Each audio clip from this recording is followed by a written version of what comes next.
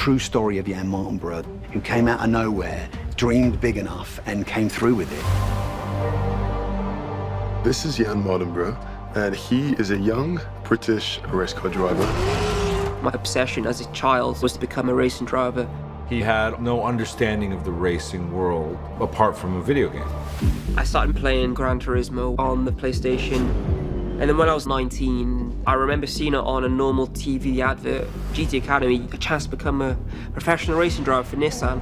I didn't have any experience driving anything.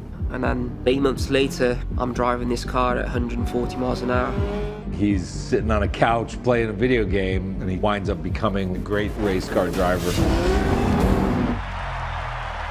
But to have a film made about it, I never thought that was even possible. I think it's maybe the first film ever where there's a film being made about someone's life and they are stunt driving in the film.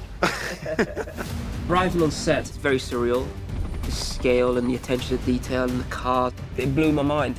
I have nothing but respect for Jan. Being in the car is the most difficult thing I have ever done. Jan has this burning passion and desire to achieve more than what his circumstances were allowing. That is unbelievably inspiring. You ready to bring this home? Let's go.